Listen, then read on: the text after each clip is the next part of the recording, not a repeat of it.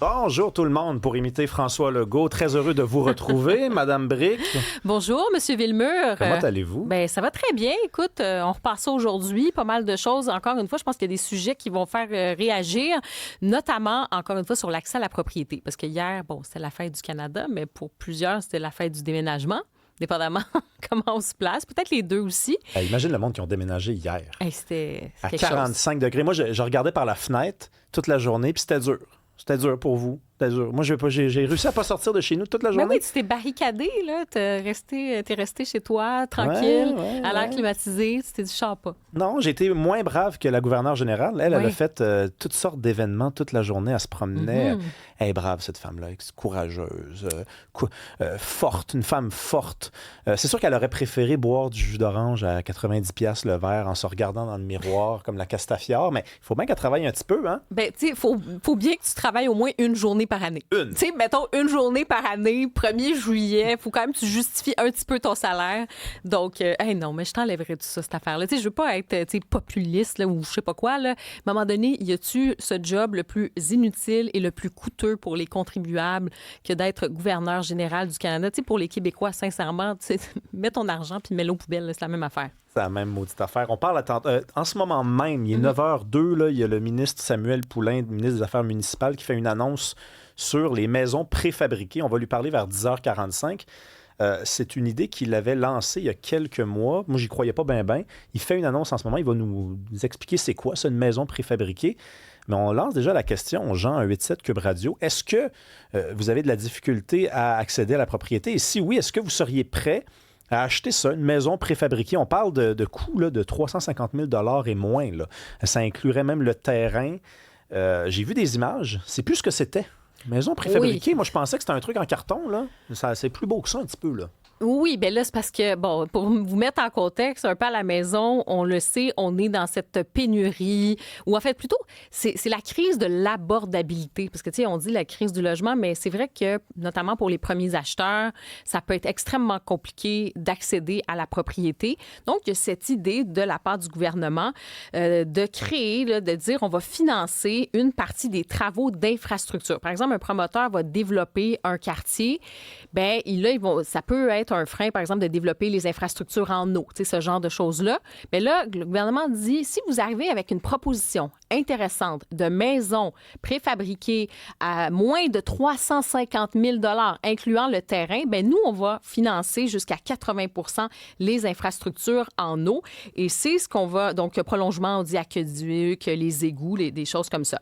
Et il y aurait, donc, ces unités-là, on veut attirer quand même des familles, on dit 2 chambres à coucher. Sauf que, moi, j'ai beaucoup de questions. Là. Je trouve ça très bien, oui, l'accès à la propriété. Puis si tu peux acheter une maison en bas de 350 000, c'est merveilleux. Mais on s'entend-tu que tu ne sois pas réglé nécessairement ce problème-là à Montréal, dans le coin de Laval? On parle d'une extension de quartier dans des endroits du Québec où c'est possible peut-être d'acheter des terrains extrêmement bas. Puis d'ailleurs, on dit qu'il y a de l'intérêt dans Chaudière-Appalaches, en Beauce, dans Lanaudière, Mauricie, Estrie, Laurentide, dans le Bas-Saint-Laurent. Donc, à suivre, moi, j'ai très hâte d'avoir les détails. Mais on peut vous poser aussi la question, est-ce que vous seriez prêt à aller plus loin, de déménager beaucoup plus loin si vous aviez accès à la propriété pour moins de 350 000 $? C'est ça aussi la question. Mais moi, j'ai envie qu'on lui parle de beau. Du beau. Parce que, non, mais c'est vrai, c'est parce qu'on construire des maisons, on dirait qu'on peut se ranger très facilement du côté du bien quand on dit, regardez, là, les jeunes surtout, n'ont pas accès à la propriété. Nous, on propose que des maisons vraiment, vraiment moins chères soient abordables pour eux. Qui pourrait s'opposer à ça? Personne. Ça, c'est moralement positif de dire un truc pareil. Sauf que si ces maisons-là sont dans un matériel qui est plate, qui est redondant, tout le monde a la même maison parce que tu as pris le même modèle de la maison, puis là, c'est répétitif. Ben là, je veux dire, on va faire du Québec un endroit où tout est pareil, tout est plat, tout se ressemble et où des vieux matériaux, je sais qu'ils sont peut-être pas abordables aujourd'hui, mais comme la pierre, ben, disparaissent du paysage.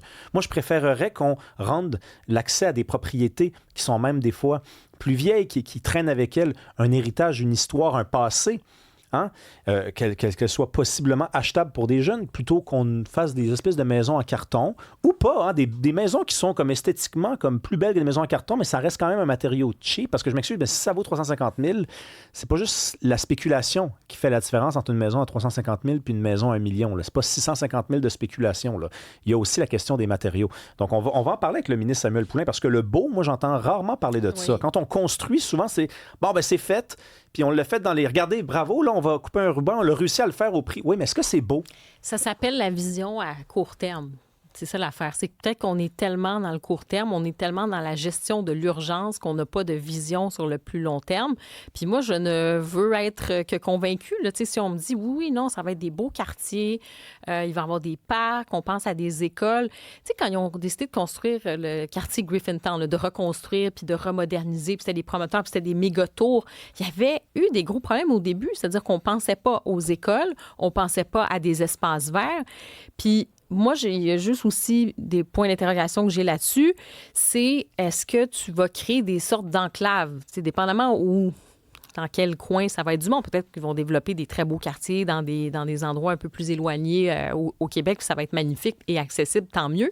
Mais est-ce que tu crées des espèces d'enclaves, un peu comme ça avait été fait dans les années 70, par exemple? Puis, tu sais, on peut penser, à exemple, en France, là, quand il y avait fait des tours, tu sais, des espèces de tours de banlieue qui étaient absolument horribles, pas chères, où est-ce qu'on a entassé plein de monde là-dedans, bien, tu te retrouves des décennies plus tard avec des problèmes même sociaux, tu fais des enclaves de pauvreté. Je dis pas que c'est ça là, mais tu sais, il y a comme dans la planification de l'urbanisme, faut penser à ces choses-là. Faut que ce soit des endroits agréables pour vivre, puis comme tu dis, pas des choses qui vont être, tu sais, des matériaux pas intéressants, puis dans 15 ans, dans 20 ans, là, c'est tout à refaire. Donc, moi, j'ai hâte d'écouter la suite, les détails. Puis, est-ce que ça va régler la situation dans les régions, disons, plus chaudes, Québec, Montréal, le centre-ville, même si on va du côté de Trois-Rivières, tout ça, où ça commence à monter les prix? Est-ce qu'on déplace le problème? C'est ça la question aussi. On va ouvrir notre esprit, là, parce que moi, vraiment, aujourd'hui, je pars du principe qu'une maison préfabriquée, c'est un truc qui est fait en usine. Non, mais ça a changé quand même. Justement, si ça a changé, je veux le savoir. Je veux savoir c'est quoi que c'est en 2026, une maison préfabriquée. On a, par exemple, quelqu'un qui nous écrit dans la messagerie texte: les maisons préfabriquées existent depuis plusieurs décennies. Je m'en suis fait construire une en 1982 à Saint-Constant. Une maison de 42 pieds par 29 pieds. Moi, je suis pas bon avec ces affaires-là. Là. 42 pieds par 29 pieds. C'est-tu gros, c'est-tu petit? Je sais pas, moi. Là. Et je recommencerai sans hésiter demain matin. Oui. Donc, il y a véritablement deux points de vue à cette question-là. Il y a des belles affaires. Puis tu as des beaux designs. Ça, il n'y a aucun souci, je pense, là-dessus. Mais tu as raison sur la qualité. Il faut quand même garder ça... en esprit, là. Tu peux pas faire non plus des choses hyper cheap qui vont faire en sorte que, tu crées des espèces d'enclaves moins intéressantes. Bref, est-ce que vous seriez prêt? Est-ce que vous avez l'appétit pour ça? Parce que c'est sûr, si on dit hey, ça coûte moins de 350 000 là, les gens vont vouloir se le. Ben là, c'est sûr. Tu les prends par les sentiments. Tu les prends par les sentiments, là. Hey, Mark Carney a fait un beau discours hier. Oui, ça va te plaire, toi qui aimes l'histoire. On pourra en entendre. Parle-moi de ça, là. Émeus-moi, là, s'il vous plaît. Ah là là, l'unité canadienne. Sais-tu quoi, Rémi? Moi, plus on me parle d'unité puis à quel point on est unis, là, plus, là, comme on dit, c'est un drapeau rouge qui s'allume pour moi. Puis c'est ce que je disais ce matin à ma chronique à LCN, c'est pas le drapeau rouge de l'unifolié, c'est pas le drapeau rouge du Canada, mais c'est plutôt le drapeau rouge comme attention, qu'est-ce qu'on est en train d'essayer de me faire passer comme sapin, là, tu vois un peu.